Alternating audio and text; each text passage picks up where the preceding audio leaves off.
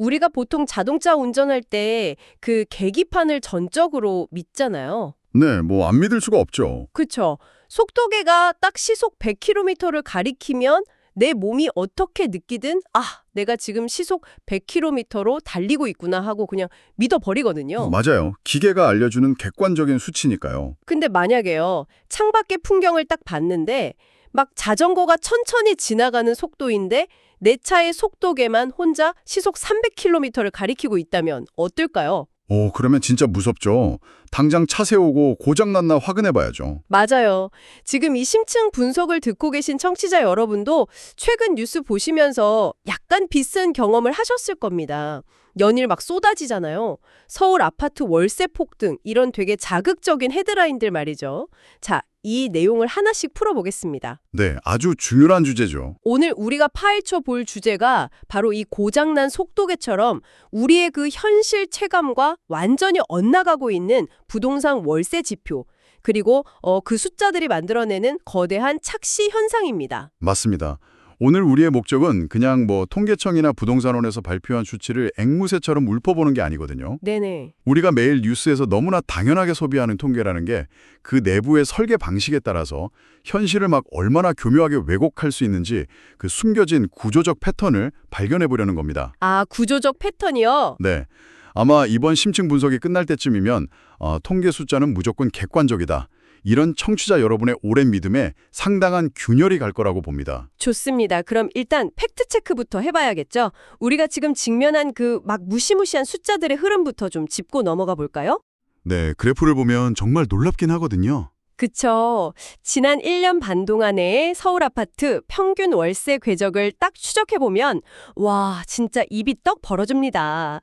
2025년 3월에 135만 2천 원이던 평균 월세액이 불과 반년 뒤인 9월에 144만 3천 원으로 뛰더라고요. 네, 엄청난 상승세죠. 거기서 끝이 아닙니다. 2026년 2월에는 무려 151만 5천 원까지 가파르게 솟구쳤어요. 시각적으로 딱 지표를 그려놓고 보면 진짜 굉장히 위압감을 주는 상승 곡선입니다.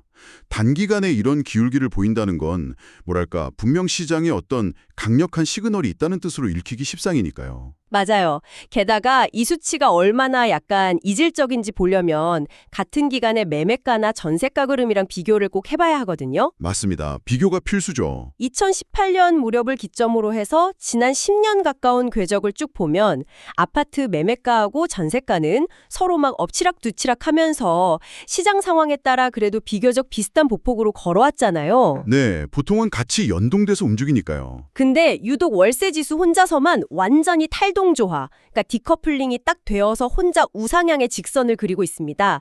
심지어 막 Y는 4.5065X 플러스 853.15 이런 거의 수학적인 추세선에 맞춰서 하늘로 뻗어 올라가고 있거든요. 와, 공식까지 나올 정도로 일직선이라는 거네요. 네, 그래서 지난 10년간 아파트 매매가가 35% 오르는 동안 월세는 무려 67%나 상승했다는 통계가 바로 여기서 나오는 겁니다. 바로 그 지점입니다. 매매가랑 전세가가 35% 오를 때 월세 홍자 67%가 올랐다는 이 숫자. 청취자님이 만약 국가정책 위반자라면 당장 비상사태 선포하고 월세 지원 대책 막 쏟아내야 할 것 같은 그런 공포감을 주는 수치잖아요. 저는 사실 이 현상 보면서 좀 강한 의문이 들었어요.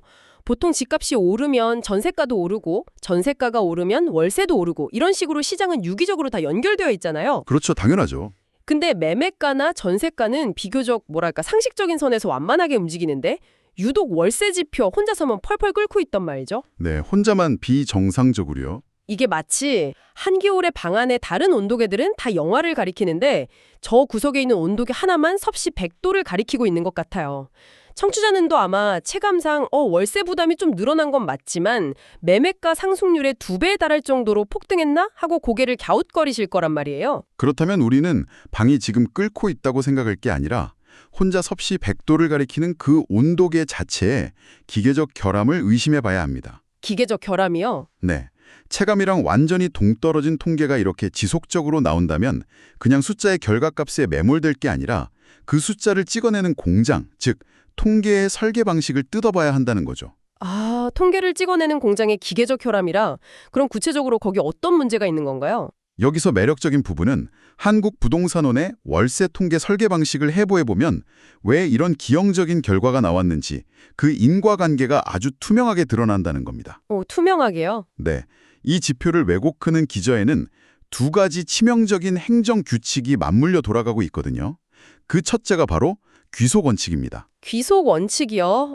단어부터가 벌써 뭔가 어떤 상자 안에 억지로 막 집어넣는다 이런 느낌이 나는데요. 정합합니다. 한국부동산원은 주택의 점유 형태를 매매, 전세, 월세 딱 이 세 가지의 큰 카테고리로 엄격하게 분류를 해요. 네, 보통 그렇게 세 개로 나누죠. 그런데 한국 특유의 보증금 제도가 섞인 반전세나 준월세 같은 하이브리드 형태가 등장하면서 문제가 생겼습니다. 여기서 부동산원은 아주 단순하고 과격한 기준을 적용하거든요. 과격한 기준이요? 어떤 거죠? 단돈 1만 원이라도 매달 정기적으로 내는 월세가 계약서에 존재하기만 한다면 그 가구를 무조건 월세 카테고리로 편입시켜버리는 겁니다. 잠깐만요. 그러니까 내가 수억 원의 보증금을 깔고 들어가 살더라도 한 달에 단돈 1만 원만 집주인한테 이체하면 국가 통계상으로는 그냥 월세 세입자로 묶인다는 건가요? 그렇습니다. 세부적으로는 순월세, 준월세, 준전세로 이름을 좀 나누긴 하는데요. 시장 전체의 평균을 내거나 지수를 산출하는 큰 틀의 통계에서는 결국 전세가 아닌 월세 데이터로 전부 귀속되어 버리죠. 와, 1만 원만 내도 월세라니. 그리고 이 첫 번째 규칙은 바로 이어지는 두 번째 규칙, 즉 환산 방식과 결합하면서 진짜 거대한 왜곡의 폭주기관차가 됩니다. 환산 방식이요? 환산 방식이라면 뭔가 단위를 통일하기 위해서 숫자를 아예 바꿔버린다는 뜻 같은데요. 네, 맞아요. 앞선 규칙에 의해서 월세 가구로 한번 분류되고 나면 통계 시스템은 세입자가 기존에 내고 있던 그 거대한 전세 보증금을 그냥 가만두지 않습니다. 가만두지 않는다면 어떻게 하는데요? 월세 지표를 계산해야 하니까 그 수억 원의 보증금에다가 법정 전월세 전환율 같은 일정 이율을 곱해서 보증금 전체를 가상의 월세로 전부 환산해버리는 겁니다. 와, 여기서부터가 정말 흥미로워지는 지점입니다. 제가 전문가님 설명 들으면서 머릿속으로 상황을 하나 싹 그려봤거든요. 네, 어떤 상황이죠? 그러니까 이게 제가 뷔페에 가서 식사를 하는데 막 10kg짜리 거대한 스테이크를 썰어 먹었단 말이죠. 그리고 마지막에 입가심으로 포도 하나를 딱 먹었어요. 네, 포도 한 알. 그랬더니 식당 장부에 저를 이 손님은 과일만 먹은 채식주의자 이렇게 분류해버리는 것과 완전히 똑같은 이치네요. 와, 비유가 아주 정확합니다. 포도 한 알 때문에 전체 카테고리가 채식주의자로 바뀌어버리는 현상이죠. 근데 문제는 거기서 끝나는 게 아니잖아요. 아까 말씀하신 두 번째 환산 규칙까지 적용해보면 상황이 진짜 기괴해집니다. 어떻게 되죠? 저를 과일 칸에 일단 밀어 넣은 다음에 제가 먹었던 그 10kg짜리 고기의 무게마저 전부 포도 10kg을 먹은 걸로 질량을 변환해서 장부에 적어버린다는 거잖아요. 맞습니다. 고기가 포도로 둔갑하는 거죠. 그러니까 포도 한 알, 즉 소액 월세를 먹었다는 이유만으로 제가 먹은 거대 보증금의 존재 자체를 수학적으로 싹 지워버리고 완전히 다른 성질의 막대한 월세 데이터로 둔갑시키는 거군요. 그 연결이 지금 이 사태의 핵심을 완벽하게 찌르고 있습니다. 보증금이라는 거대한 본질이 소액이 월세라는 조건 딱 하나 때문에 완전히 다른 단위의 숫자로 뻥튀기 되는 겁니다. 진짜 황당하네요. 그렇다면 이 10kg짜리 가짜 포도, 이 황당한 두 가지 규칙이 현실의 부동산 계약 현장과 딱 만났을 때 어떤 무시무시한 통계적 괴물을 만들어내는지 우리 주변의 흔한 사례를 통해 한번 분해해 볼까요? 네, 좋습니다. 지금 이 심층 분석을 듣고 계신 청취자님, 당신이 지금 이 상황의 주인공이 되었다고 한번 상상해 보세요. 당신은 지금 전세 10억 원짜리 서울의 번듯한 아파트에 살고 있습니다. 네, 10억 원짜리 전세. 평화롭게 2년을 딱 살았는데 계약갱신 시점이 다가오니까 집주인이 연락을 해옵니다. 아유, 전세 시세가 올랐으니 보증금을 12억 원으로 2억 원만 올려주세요. 이렇게요. 흔한 상황이죠. 네. 근데 당장 현금 2억 원을 구할 길이 막막하잖아요. 그래서 집주인하고 타협안을 찾습니다. 사장님, 보증금은 예전처럼 그냥 10억 원으로 묶어두고 대신 제가 못 올려드린 그 2억 원에 대해서는 매달 20만 원씩 월세를 쳐서 드릴게요. 이렇게요. 자, 여기까지는 요즘 부동산 시장에서 너무나 흔하게 볼 수 있는 갱신 계약의 형태잖아요. 그렇죠. 정말 흔한 반전세 전환 케이스입니다. 자, 그럼 여기서 제가 질문을 하나 던져보겠습니다. 이 계약을 마친 후에 세입자인 청취자님의 체감상 주거비는 과연 얼마나 늘어났습니까? 아니, 그건 명백하게 매달 20만 원의 지출이 늘어난 거죠. 기존에는 내지 않던 생돈 20만 원이 매달 내 주머니에서 빠져나가는 거니까요. 아주 상식적이고 정확한 계산입니다. 청취자님의 현실은 명백히 월 20만 원의 주거비 증가예요. 하지만 이 계약서가 한국부동산원의 통계 시스템에 떡하니 입력되는 순간 아까 우리가 이야기했던 그 기계적 규칙들이 무섭게 돌아가기 시작합니다. 잠깐만요. 제가 그 규칙들을 이 상황에 직접 한번 대입해 볼게요. 일단 매달 20만 원이라는 정기적인 월세가 어쨌든 발생을 했으니까 일본 귀속원 측에 의해서 이 집은 더 이상 전세 통계에 안 잡히고 월세 가구로 신규 편입이 딱 되겠네요. 전세 카테고리에서 아예 방을 빼버리는 거죠. 네, 맞습니다. 방금 청취자님은 국가통계상 채식주의자가 되셨습니다. 그럼 그 다음은 어떻게 될까요? 이번 환산 규칙이 돌아가겠죠. 시스템은 제가 깔고 있는 보증금 10억 원을 그냥 가만두지 않을 테니까요. 이 10억 원에 전월세 전환율을 곱해서 전부 가상의 월세로 확 바꿔버리는 거잖아요. 네, 10억을 월세로 돌리는 겁니다. 대충 이율을 적용해봐도 10억 원이면 한 달에 못해도 300만 원, 많게는 400만 원 선의 월세 가치를 가질 텐데요. 거기에 제가 실제로 내는 20만 원이 탁 얹어지게 되고 그럼 결론적으로 통계창에는 도대체 뭐라고 찍히는 겁니까? 지금 계산하신 예상대로입니다. 기존 보증금 10억 원이 환산된 약 300에서 400만 원에다가 실제로 내는 20만 원이 딱 더해지면서 통계상으로는 갑자기 시장에 월 400만 원대의 신규 고액 월세가 떡하니 등장한 것으로 기록이 됩니다. 와, 청취자님, 이게 얼마나 소름 돋는 일인지 한번 생각해 보세요. 당신은 그저 집주인하고 타협을 해서 매달 20만 원을 더 내고 있을 뿐인데 국가 통계표에는 당신이 매달 400만 원짜리 초호화 월세를 내고 사는 사람으로 둔갑해버린 겁니다. 네, 진짜 억울하죠? 심지어 이 집은 어제까지 전세 카테고리에 있었기 때문에 신규 월세 거래로 잡히겠죠. 결국 당신의 그 데이터 하나가 서울 아파트 전체 평균 월세를 미친 듯이 위로 끌어올리고 있는 원흉이 되는 거예요. 맞습니다. 개별 데이터가 이렇게 심하게 변질되어 버리니까 전체 평균이 구조적으로 왜곡될 수밖에 없죠. 특히 서울의 고가 전세 아파트 단지들에서 이런 식의 계약갱신, 즉 전세의 준 월세화가 몇 건만 동시다발적으로 탁 일어나도 시장은 엄청난 착각에 빠집니다. 어떤 착각이요? 마치 막 수백만 원짜리 순수 고가 월세를 찾는 수요가 시장에 폭발해서 월세 가격 자체가 우주로 솟구치고 있는 것처럼 지표가 막 요동치며 반응하게 되는 겁니다. 아, 그렇다면 이건 누군가가 계산기를 잘못 두드린 단순한 연산 실수가 아니네요. 애초에 숫자를 집어넣고 가공하는 그 컨베이어 벨트 자체가 완전히 찌그러져 있는 셈이잖아요. 네, 시스템 설계의 문제죠. 현금대로 월세는 월세대로 딱 분리해서 기록하면 이런 거대한 왜곡은 막을 수 있는 것 아닌가요? 이것을 더 큰 맥락과 연결해 보면요. 관공서의 행정편의주의와 통계가 가져야 할 본질적인 목적, 그 사이의 딜레마에 다다르게 됩니다. 행정편의주의요? 네, 한국부동산원의 통계는 기본적으로 실거래가 신고라는 행정 데이터를 기반으로 하거든요.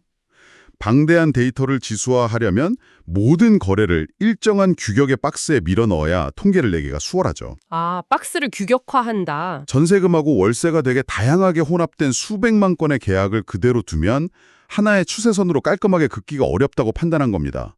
그래서 완전 월세라는 가상의 통일된 단위로 전부 치환해서 시장을 보려는 그런 오래된 행정 관행이 지금까지도 이어져 온 거죠. 와, 행정 편의를 위해서 우리 현실의 그 복잡한 해상도를 그냥 뭉개버렸다는 뜻이군요. 그렇다면 다른 지표들은 어떤가요?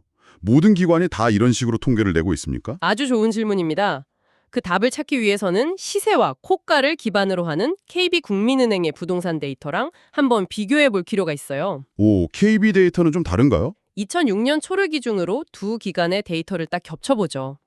매매가의 경우 부동산원은 약 13.1억 원, KB는 12.7억에서 13억 원 사이로 큰 차이가 없습니다. 네, 비슷하네요. 전세가 역시 부동산원은 6억 원, KB는 5.7억에서 6억 원 수준으로 두 지표가 시장을 되게 비슷하게 진단하고 있죠. 그러니까 매매랑 전세는 실거래를 보던 호가를 보던 결국엔 비슷한 흐름으로 수렴하고 있다는 거네요. 그렇죠.